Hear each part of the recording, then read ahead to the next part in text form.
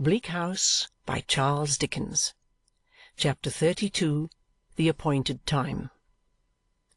It is night in Lincoln's Inn, perplexed and troublous valley of the shadow of the law, where suitors generally find but little day, and fat candles are snuffed out in offices, and clerks have rattled down the crazy wooden stairs and dispersed. The bell that rings at 9 o'clock has ceased its doleful clangour about nothing. The gates are shut, and the night porter, a solemn warder with the mighty power of sleep, keeps guard in his lodge. From tiers of staircase windows, clogged lamps like the eyes of equity, bleared Argus with a fathomless pocket for every eye and an eye upon it, dimly blink at the stars. In dirty upper casements, here and there hazy little patches of candle-light reveal where some wise draftsman and conveyancer yet toils for the entanglement of real estate in meshes of sheepskin, in the average ratio of about a dozen of sheep to an acre of land, over which bee-like industry these benefactors of their species linger yet, though office hours be past, that they may give, for every day, some good account at last. In the neighbouring court, where the Lord Chancellor of the rag and bottle shop dwells, there is a general tendency towards beer and supper. Mrs. Piper and Mrs. Perkins, whose respective sons, engaged with a circle of acquaintance in the game of hide-and-seek, have been lying in ambush about the byways of Chancery Lane for some hours, and scouring the plain of the same thoroughfare to the confusion of passengers. Mrs. Piper and Mrs. Perkins have but now exchanged congratulations on the children being abed, and they still linger on a doorstep over a few parting words. Mr. Krook and his lodger, and the fact of Mr. Krook's being continually in liquor, and the testamentary prospects of the young man are, as usual, the staple of their conversation. But they have something to say likewise of the harmonic meeting at the Sol's Arms, where the sound of the piano through the partly opened windows jingles out into the court, and where little Swills, after keeping the lovers of harmony in a roar like a very Yorick, may now be heard taking the gruff line in a concerted piece and sentimentally adjuring his friends and patrons to listen, listen, listen to the water fall. Mrs. Perkins and Mrs. Piper compare opinions on the subject of the young lady of professional celebrity who assists at the harmonic meetings and who has a space to herself in the manuscript announcement in the window. Mrs. Perkins possessing information that she has been married a year and a half, though announced as Miss M. Melvilleson, the noted siren, and that her baby is clandestinely conveyed to the Sol's Arms every night to receive its natural nourishment during the entertainments. "Sooner than which myself," says Mrs. Perkins, "I would get my living by selling lucifers." Mrs. Piper, as in duty bound, is of the same opinion, holding that a private station is better than public applause, and thanking heaven for her own, and by implication Mrs. Perkins', respectability.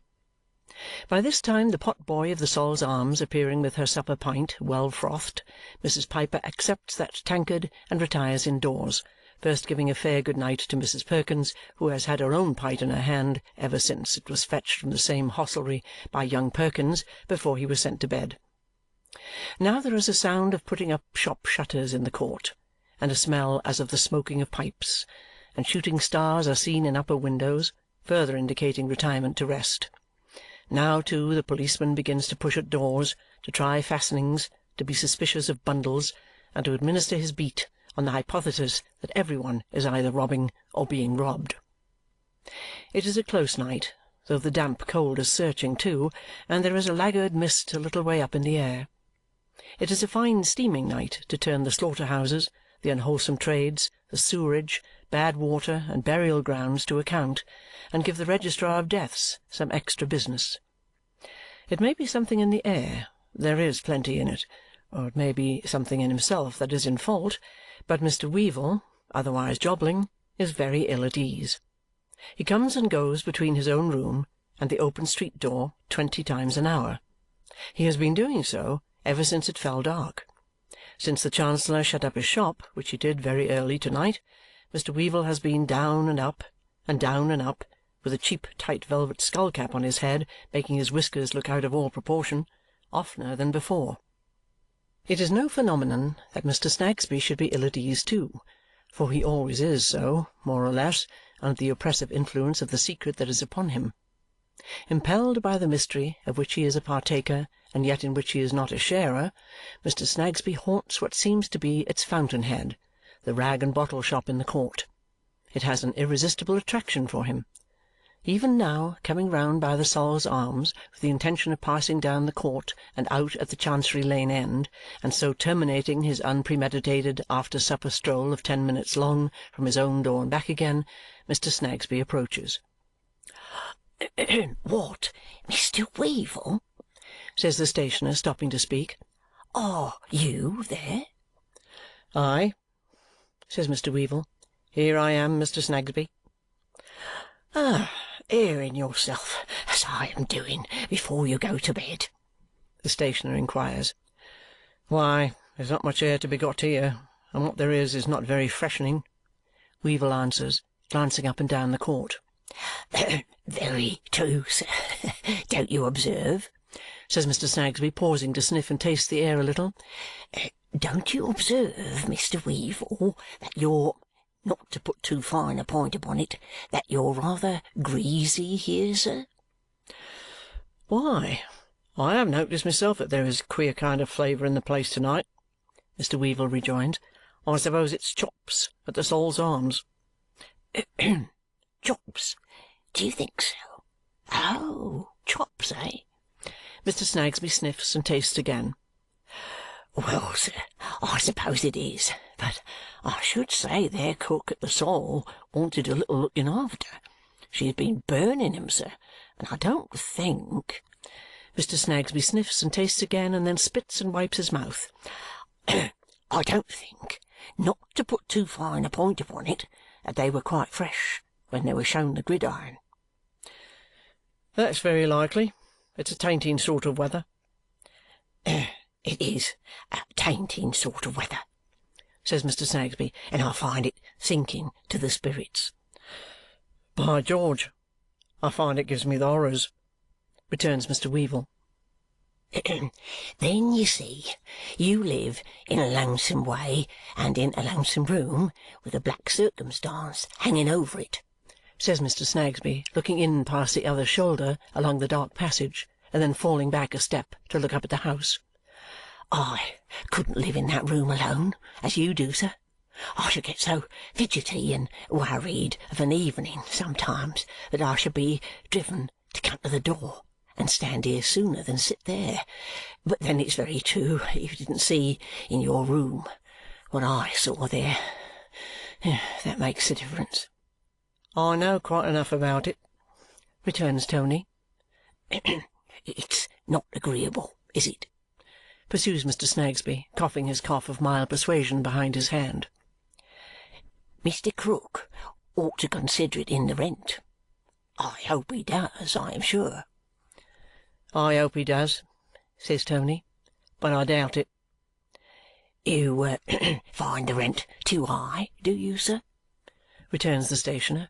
"Rents are high about here. I don't know how it is exactly, but the law seems to put things up in price.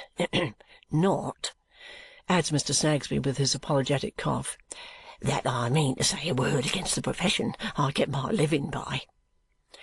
Mr. Weevle again glances up and down the court and then looks at the stationer. Mr. Snagsby, blankly catching his eye, looks upward for a star or so and coughs a cough expressive of not exactly seeing his way out of this conversation.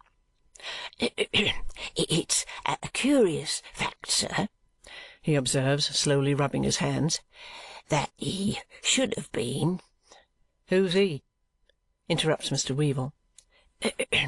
"The deceased, you know," says Mr. Snagsby, twitching his head and right eyebrow towards the staircase and tapping his acquaintance on the button. "Ah, to be sure," returns the other, as if he were not over fond of the subject. "I thought we had done with him." "I was only going to say it's a curious fact, sir, that he should have come and lived here and been one of my writers, and then that you should come and live here and be one of my writers too, which there is nothing derogatory, but far from it, in the appellation," says Mr. Snagsby, breaking off with a mistrust that he may have unpolitely asserted a kind of proprietorship in Mr. Weevle. Because I have known writers that have gone into brewers' houses and done really very respectable indeed. Eminently respectable, sir," adds Mr. Snagsby with a misgiving that he has not improved the matter. "It's a curious coincidence, as you say," answers Weevle, once more glancing up and down the court. "Seems a fate in it, don't there?" suggests the stationer. "There does." "Just so," observed the stationer with his confirmatory cough. "Quite a fate in it. Quite a fate. Well, Mr. Weevle, I'm afraid I must bid you a good night." Mr. Snagsby speaks as if it made him desolate to go, though he has been casting about for any means of escape ever since he stopped to speak. "My little woman will be looking for me else. Good night, sir."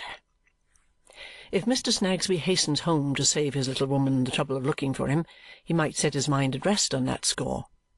His little woman has had her eye upon him round the Sol's Arms all this time, and now glides after him with a pocket-handkerchief wrapped over her head, honouring Mr. Weevle and his doorway with a searching glance as she goes past. "You'll know me again, ma'am, at all events," says Mr. Weevle to himself, "and I can't compliment you on your appearance, whoever you are, with your head tied up in a bundle. Is this fellow never coming?" This fellow approaches as he speaks. Mr. Weevle softly holds up his finger and draws him into the passage and closes the front door. Then they go upstairs, Mr. Weevle heavily, and Mr. Guppy, for it is he, very lightly indeed. When they are shut into the back room, they speak low. "I thought you'd gone to Jericho at least instead of coming here," says Tony. "Why, I said about 10." "You said about 10," Tony repeats. "Yes, so you did say about 10. According to my count, it's 10 times 10. It's 100 o'clock. I never had such a night in me life." "What has been the matter?" "That's it," says Tony. "Nothing has been the matter. But here have I been stewing and fuming in this jolly old crib till I have had the horrors falling on me as thick as hail. There's a blessed-looking candle," says Tony, pointing to the heavily burning taper on his table, with a great cabbage head and a long winding sheet. "That's easily improved," Mr. Guppy observes as he takes the snuffers in hand. "Is it?" returns his friend. "Not so easily as you think. It has been smouldering like that ever since it was lighted." "Why, what's the matter with you, Tony?" inquires Mr. Guppy, looking at him, snuffers in hand, as he sits down with his elbow on the table. "William Guppy," replies the other. "I'm in the Downs. It's this unbearably dull, suicidal room and old bogey downstairs, I suppose." Mr. Weevle moodily pushes the snuffers tray from him with his elbow, leans his head on his hand, puts his feet on the fender, and looks at the fire. Mr. Guppy, observing him, slightly tosses his head and sits down on the other side of the table in an easy attitude. "Wasn't that Snagsby talking to you, Tony?" "Yes. And he—" "Yes, it was Snagsby," said Mr. Weevle, altering the construction of his sentence. "On business?" "No, no business. He was only sauntering by and stopped to prose." "I thought it was Mr. Snagsby," says Mr. Guppy, "and thought it as well that he shouldn't see me, so I waited till he was gone." "There we go again, William G.!" cried Tony, looking up for an instant. "So mysterious and secret! By George, if we were going to commit a murder, we couldn't have more mystery about it." Mr. Guppy affects to smile, and with the view of changing the conversation, looks with an admiration, real or pretended, round the room at the Galaxy Gallery of British Beauty, terminating his survey with the portrait of Lady Dedlock over the mantel-shelf, in which she is represented on a terrace, with a pedestal upon the terrace, and a vase upon the pedestal, and her shawl upon the vase, and a prodigious piece of fur upon the shawl, and her arm on the prodigious piece of fur, and a bracelet on her arm. "That's very like Lady Dedlock," says Mr. Guppy. "It's a speaking likeness." "I wish it was," growls Tony, without changing his position. "I should have some fashionable conversation here then." Finding by this time that his friend is not to be wheedled into a more sociable humour, Mr. Guppy puts about upon the ill-used tack and remonstrates with him. "Tony," says he, "I can make allowances for lowness of spirit, for no man knows what it is when it does come upon a man better than I do, and no man, perhaps, has a better right to know it than a man who has an unrequited image imprinted on his heart. But there are bounds to these things when an unoffending party is in question, and I will acknowledge to you, Tony, that I don't think your manner on the present occasion is hospitable, or quite gentlemanly." "This is strong language, William Guppy," returns Mr. Weevle. "Sir, it may be," retorts Mr. William Guppy, "but I feel strongly when I use it." Mr. Weevle admits that he has been wrong and begs Mr. William Guppy to think no more about it. Mr. William Guppy, however, having got the advantage, cannot quite release it without a little more injured remonstrance. "Now, dash it, Tony," says that gentleman, "you really ought to be careful how you wound the feelings of a man who has an unrequited image imprinted on his heart, and who is not altogether happy in those chords which vibrate to the tenderest emotions. You, Tony, possess in yourself all that is calculated to charm the eye and allure the taste. It is not, happily for you perhaps, and I may wish that I could say the same, it is not your character to hover around one flower. The whole garden is open to you, and your airy pinions carry you through it. Still, Tony, far be it from me, I am sure, to wound even your feelings without a cause." Tony again entreats that the subject may be no longer pursued, saying emphatically, "William Guppy, drop it." Mr. Guppy acquiesces, with the reply, "I never should have taken it up, Tony, of my own accord." "And now," says Tony, stirring the fire, "touching this same bundle of letters. Isn't it an extraordinary thing of Krook to have appointed 12 o'clock to-night to hand them over to me?" "Very. What did he do it for?" "What does he do anything for? He don't know. Said to-day was his birthday, and he'd hand him over to-night at 12 o'clock. He'll have drunk himself blind by that time. He has been at it all day." "He hasn't forgotten the appointment, I hope?" "Forgotten? Trust him for that. He never forgets anything. I saw him to-night about 8. Helped him to shut up his shop, and he had got the letters then in his hairy cap. He pulled it off and showed 'em me. When the shop was closed, he took 'em out of his cap, hung his cap on the chair back, and stood turning them over before the fire. I heard him a little while afterwards through the floor here, humming like the wind, the only song he knows, about Bibbo and old Charon, and Bibbo being drunk when he died, or something or other. He has been as quiet since as an old rat asleep in his hole." "And you are to go down at 12?" "At 12. And as I tell you when you came, it seemed to me 100.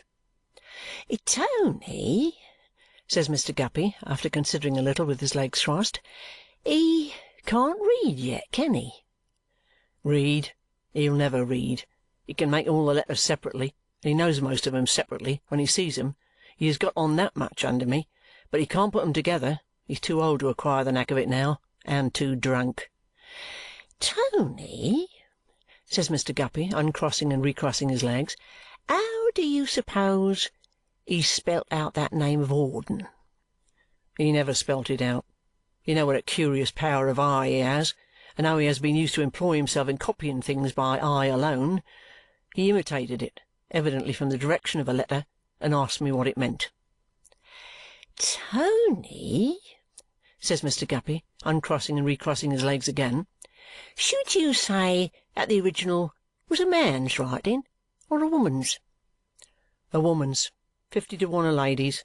Slopes a good deal, and the end of the letter N long and hasty." Mr. Guppy has been biting his thumbnail during this dialogue, generally changing the thumb when he has changed the cross leg. As he is going to do so again, he happens to look at his coat sleeve.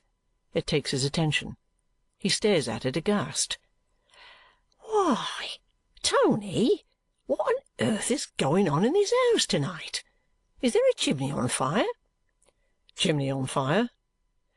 "Ah!" returns Mr. Guppy. "See how the soot's falling. See here, on my arm. See again on the table here. Confound the stuff, it won't blow off. Smears like black fat." They look at one another, and Tony goes listening to the door, and a little way upstairs, and a little way downstairs, comes back and says it's all right and all quiet, and quotes the remark he lately made to Mr. Snagsby about their cooking chops at the Sol's Arms. And it was then," resumes Mr. Guppy, still glancing with remarkable aversion at the coat-sleeve as they pursue their conversation before the fire, leaning on opposite sides of the table with their heads very near together, "that he told you of his having taken the bundle of letters from his lodger's portmanteau." "That was the time, sir," answers Tony, faintly adjusting his whiskers, "whereupon I wrote a line to my dear boy, the Honourable William Guppy, informing him of the appointment for to-night and advising him not to call before, bogey being a sly-boots." The light vivacious tone of fashionable life which is usually assumed by Mr. Weevle sits so ill upon him to-night that he abandons that and his whiskers together, and after looking over his shoulder appears to yield himself up a prey to the horrors again. "You are to bring the letters to your room to read and compare, and to get yourself into a position to tell him all about them. That's the arrangement, isn't it, Tony?" asks Mr. Guppy, anxiously biting his thumb-nail. "You can't speak too low. Yes, that's what he and I agreed." "I tell you what, Tony." "You can't speak too low," says Tony once more. Mr. Guppy nods his sagacious head, advances it yet closer, and drops into a whisper. "I tell you what. The first thing to be done is to make another packet like the real one, so that if he should ask to see the real one while it's in my possession, you can show him the dummy. And suppose he detects the dummy as soon as he sees it, which with his biting screw of an eye is about 500 times more likely than not," suggests Tony. "Then we'll face it out. They don't belong to him, and they never did. You found that, and you placed them in my hands, a legal friend of yours, for security. If he forces us to it, they'll be producible, won't they?" "Yes," is Mr. Weevle's reluctant admission. "Why, Tony," remonstrates his friend, "how you look! You don't doubt William Guppy? You don't suspect any harm?" "I don't suspect anything more than I know, William," returns the other gravely. "And what do you know?" urges Mr. Guppy, raising his voice a little, but on his friend's once more warning him, "I tell you, you can't speak too low," he repeats his question without any sound at all forming with his lips, only the words, "What do you know?" "I know 3 things. First, I know that here we are whispering in secrecy, a pair of conspirators."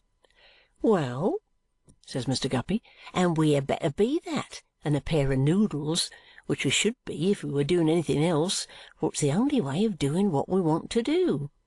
Secondly, it's not made out to me how it's likely to be profitable after all." Mr. Guppy casts up his eyes at the portrait of Lady Dedlock over the mantel-shelf and replies, "Tony, you are asked to leave that to the honour of your friend.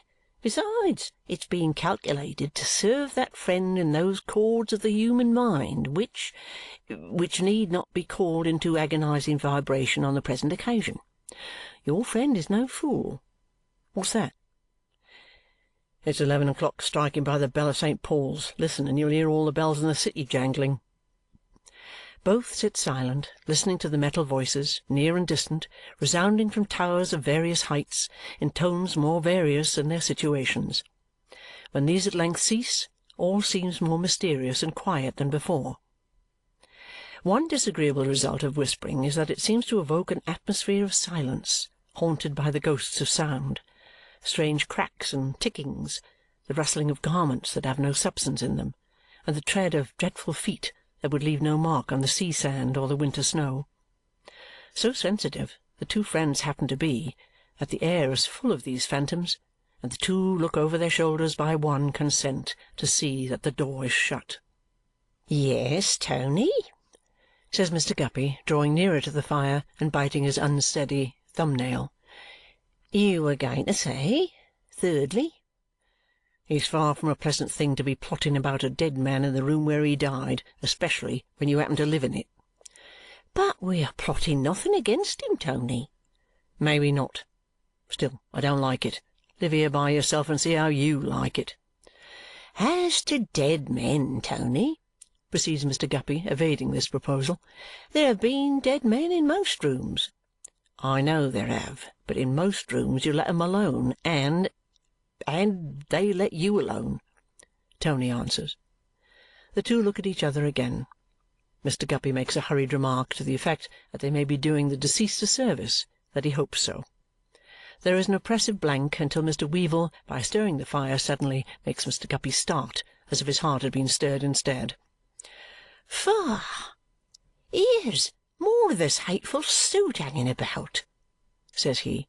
"Let us open the window a bit and get a mouthful of air. It's too close." He raises the sash, and they both rest on the window-sill, half in and half out of the room. The neighbouring houses are too near to admit of their seeing any sky without craning their necks and looking up, but lights in frowsy windows here and there, and the rolling of distant carriages, and the new expression that there is of the stir of men, they find to be comfortable. Mr. Guppy, noiselessly tapping on the window-sill, resumes his whispering in quite a light comedy tone. "By the by, Tony, don't forget old Smallweed," meaning the younger of that name. "I've not let him into this, you know. That grandfather of his is too keen by half. It runs in the family." "I remember," says Tony. "I'm up to all that."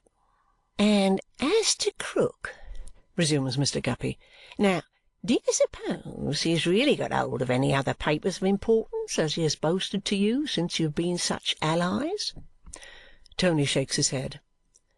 "I don't know. Can't imagine. If we get through this business without rousing his suspicions, I shall be better informed, no doubt. How can I know without seeing them, when he don't know himself? He's always spelling out words from them, and chalking them over the table and the shop wall, and asking what this is and what that is, but his whole stock from beginning to end may easily be the waste paper he bought it as, for anything I can say.